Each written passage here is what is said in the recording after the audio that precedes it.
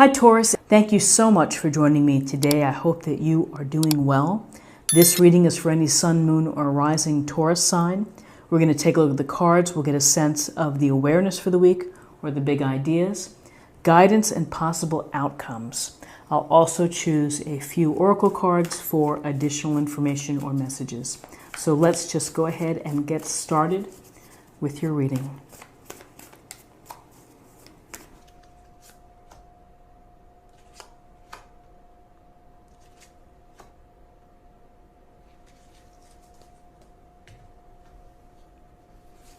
Okay, so we have the World, Major Arcana, we have the Nine of Swords, and we have the Empress, Major Arcana. So the World it's a card of fulfillment, it's a card of completion, and when we are able to fulfill our dreams, or when we're able to achieve our goals, when we step over that finish line, it feels really good. We feel that we've earned the reward that we've been seeking, which is to actually fulfill what we had hoped to do. So with the World, we think of the words completion, contentment, and fulfillment. Because, when we take on a task, when we take on a project, when we try to build out our dreams, there's a lot involved. It's the long and winding road. And sometimes the road is bumpy and sometimes it's smooth, and we deal with it. We learn to cope. And it makes us stronger, it makes us wiser, it builds our experience. And so the next time around when we try to do the same thing, we have some prior information that can help. So the World is truly a beautiful card, a card to celebrate what you have been able to accomplish. Whether it's a smaller assignment or a project that you've been working on, or a big multi-month project that perhaps you are close to finishing and completing. It's time to take your victory lap. It's time to be recognized, and you can see she's looking up at the heavens, and the heavens are smiling down, because what do they want? They want you to have this journey. They want you to have momentum and different cycles. And they want you to be able to work toward them, to learn, to grow, and to achieve, to fulfill. Because it makes you feel good. It's a very heart-filled feeling is when you're able to do something that has meaning to you. That's making you feel as if you're on top of your own world. So here we have your world, the things that you do in your world, and we also have the greater world as well.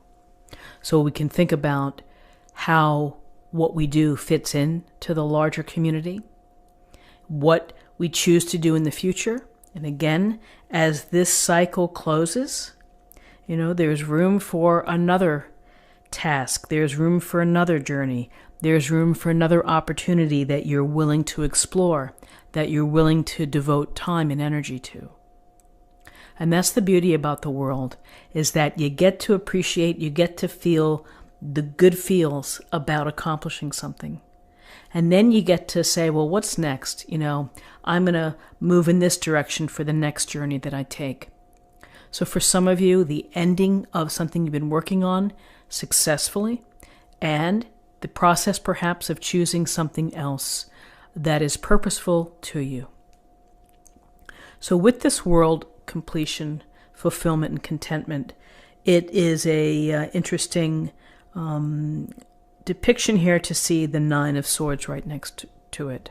Because the Nine of Swords is about worry, it's about concern, can be about feeling very sad, but we often associate it with sleeplessness and insomnia and worry that keeps you up at night, the thoughts that race through your mind, and the times that you feel unable to sleep because the pressure is like banging on your head. So we've all felt like that, and here we see the swords stacked above the woman here, and it's it's a part of what we deal with. We deal with days that are better than others. Some days are lousy, some days are good. Sometimes we're really stressed out, we're worried, we're concerned. You may be concerned about finances. You may be concerned about a relationship. You may be concerned about future business, bringing that in. A lot of things can weigh on us, and it's a matter of how we can ride through those times when we feel stress or worry, or where something has upset us, or someone has upset us. We can get very, I don't know if the word obsessive is the right word, but you can get very caught up in what isn't happening, and that can weigh on you. So what do we have to do? We have to find a way to start to release this heaviness. Focus on what you do have. Focus on something positive. Start a gratitude journal. One small step per day. Doesn't mean that all of this weight of the world is going to leave you. It just takes time to work through things. And ultimately, this too shall pass. It always does. It's again a matter of mindset, and it's a matter of being proactive, which is to try to reset your thinking, try to reframe what you're doing, and if you have to have whatever you would do to try to get some good night's sleep, turning off all the electronics, hiding your phone, closing the blinds, just making sure that you're in a position where you can get some rest. Because, when you're not rested, then it adds into the feeling of exhaustion and the feeling of stress. So here's our beautiful Empress, right next door to the Nine of Swords. And the word that comes to mind is love. The words that come to mind, love and compassion. She is in nature. She is surrounded by abundance. She has created comfort within her life. That is important to her, to feel comfort, to feel proud perhaps of what surrounds her. It's that sensual touch of having perhaps a soft blanket or whatever it may be. There's some connection there to how it makes one feel, and it makes one feel good, warm, comforted, whatever it may be. So this Empress is our motherly idea of someone who is feminine and someone who has the possibility of being a mother, either with child or thinking about children, dealing with children. But it's the connection to the feminine ideal of being supportive, loving, kind, thoughtful, nurturing, of nurturing the unborn child for 9 months, feeding it, making sure that she stays healthy as a new mother would do. This also can be symbolic of your ideas, of nurturing your ideas, of being creative, of being inspired, and doing all the things necessary to make them come alive, to take action, to enjoy them. Enjoy your passions, enjoy your creations, enjoy your inspirations. That's what the Empress would tell you. Enjoy nature, feel good, take care of yourself. And she is taking care of others as well. She has her eye on what's happening, loving, supportive, thoughtful, and going to help out as needed. So a couple things. Here we have the relative high of feeling pretty good, of accomplishing something. Then we have this worry or concern. Maybe you're worried about what's going to happen next. Or maybe you're worried about something that has changed and that's going to impact you and is causing sleepless nights. And then we have the Empress, which is providing the good common sense, I would say, approach of being grounded, of being aware of abundance, of what is good in life. Also, the nurturing and the loving, the unconditional love as well, of providing that. So if you have someone within your life that has these characteristics of someone that is trustworthy, who is open, who is a good listener, someone that would be able to talk to you, and maybe to bring your mind to peace if you are truly feeling disabled or feeling whatever it may be, that you're just having such a hard time, lean on the people in your life who are compassionate and sympathetic. You know, more than likely, they want to help. They're willing to listen, you know, willing to come over.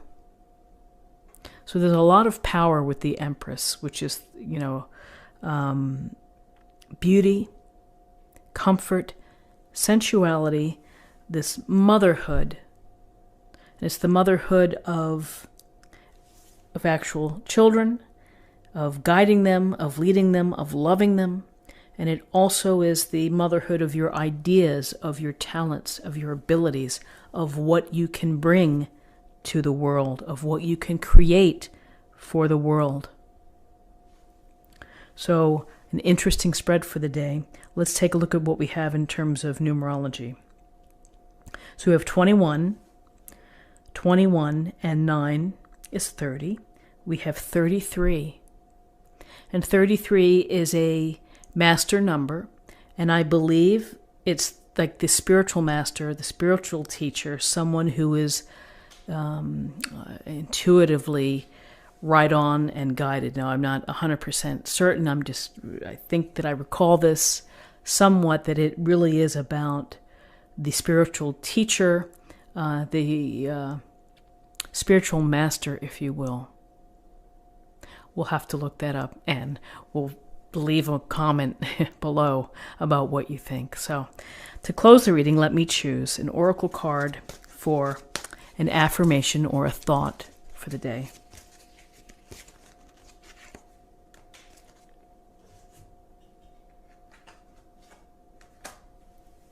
Time to go. The sun sets and rises each day, and it's the same with the avenues in your life. See the beauty within each sunset in your life, and know that the sun will also rise again tomorrow. Endings are merely the start of a new beginning, and we are with you through each phase and cycle. So we have cycles and completion here. We have the idea to hold on to something that brings comfort to you, which is the sun does rise every day. You get out of bed, you put your feet on the floor, you get dressed, and you never know what may happen, all the good that can happen. So I think that it's a beautiful card and a beautiful thought for the day. So friends, this is what I have for you. I hope that you found something helpful here with this reading. If you did, please subscribe, like this video, share this video, and I will see you tomorrow. Take care. Bye-bye.